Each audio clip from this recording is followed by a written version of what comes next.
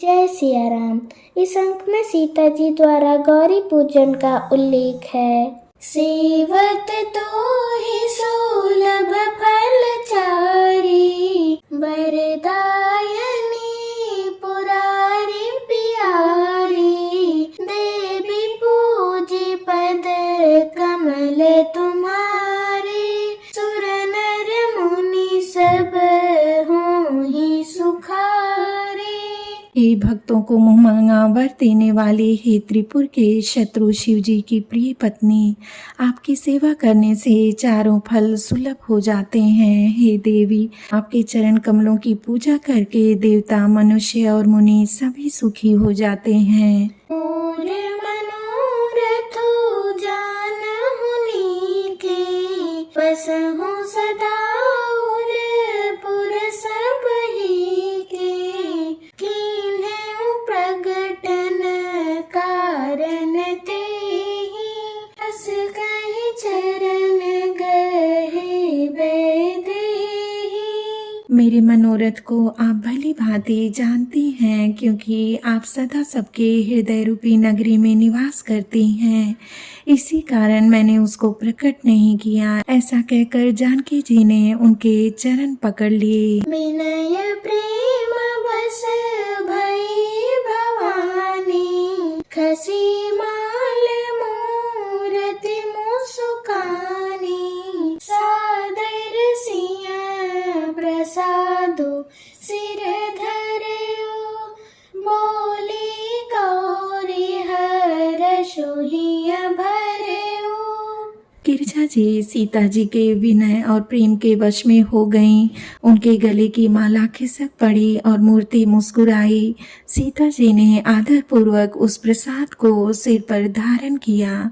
गौरी जी का हृदय हर्ष से भर गया और वे बोली, सुनु सिय सत्य आशीष हमारी, पूजी मन कामना तुम्हारी, नारद बचन सदा सुचि साचा, सोबर मिली जाहि मनोराजा। हे सीता, हमारी सच्ची आशीष सुनो, तुम्हारी मनोकामना पूरी होगी। नारद जी का वचन सदा पवित्र अर्थात संशय, भ्रम आदि दोषों से रहित और सत्य है। जिसमें तुम्हारा मन अनुरक्त हो गया है वही वर तुमको मिलेगा। मनु जाहि राज्य मिली सोबरो, सहज सुंदर सांवरो, करुणा निधान सुजान सीलु, स्नेहु जानत रावरो। एहि भांति गौरी असीस सुनी सिय, सहित हिय हर्षियली, तुलसी भवानी पूजी पुनि पुनि, मुदित मन मंदिर चली। जिसमें तुम्हारा मन अनुरक्त हो गया है वही स्वभाव से ही सुंदर सांवला वर अर्थात श्री रामचंद्र जी तुमको मिलेंगे। तुम्हारे शील और स्नेह को जानते हैं। इस प्रकार श्री गौरी जी का आशीर्वाद सुनकर जानकी जी समेत सब सखियां हृदय में हर्षित हुईं।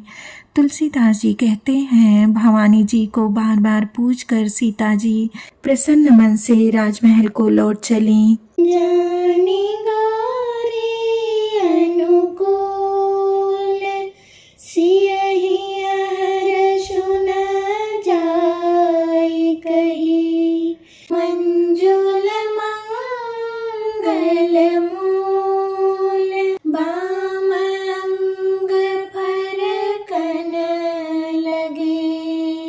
गौरी जी को अनुकूल जानकर सीता जी के हृदय को जो हर्ष हुआ वह कहा नहीं जा सकता।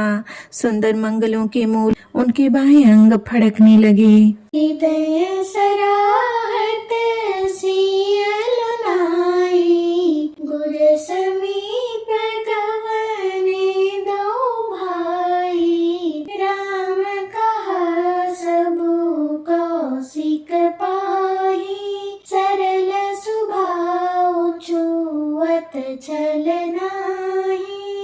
हृदय में सीता जी के सौंदर्य की सराहना करते हुए दोनों भाई गुरु जी के पास गए। श्री रामचंद्र जी ने विश्वामित्र जी से सब कुछ कह दिया, क्योंकि उनका सरल स्वभाव है, छल तो उन्हें छूता भी नहीं है। सुमन पाई मुनि पूजा कीन्ही, पुनि आशीष दो भाइन दीन्ही। सफल मनोरथ हूँ तुम्हारे, राम लखन सुनी भय सुखारे।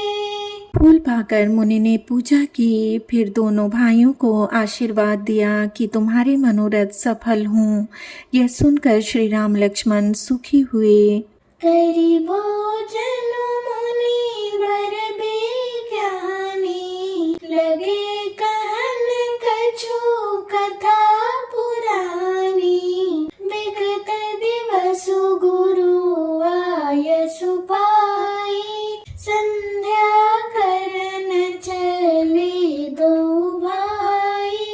श्रेष्ठ विज्ञानी मुनि विश्वामित्र जी भोजन करके कुछ प्राचीन कथाएं कहने लगे। इतने में दिन बीत गया और गुरु की आज्ञा पाकर दोनों भाई संध्या करने चले। प्राची देसी ससी उयऊ सुहावा, सिय मुख सरिस देखी सुख पावा।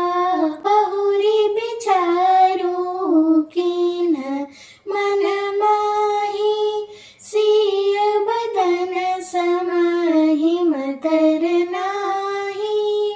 उधर पूर्व दिशा में सुंदर चंद्रमा उदय हुआ। श्री रामचंद्र जी ने उसे सीता के मुख के समान देखकर सुख पाया। फिर मन में विचार किया कि यह चंद्रमा सीता जी के मुख के समान नहीं है। जन्मु सिंधु मुनि बंधु बिषु, दिन मलिन सकलंक। सिय मुख समता पावकिमी, चंदु बापू रंक। खारे समुद्र में तो इसका जन्म, फिर अर्थात उसी समुद्र से उत्पन्न होने के कारण विष इसका भाई। दिन में यह मलिन अर्थात शोभाहीन निस्तेज रहता है और कलंकी अर्थात काले दाग से युक्त है। बेचारा गरीब चंद्रमा सीता जी के मुख की बराबरी कैसे पा सकता है।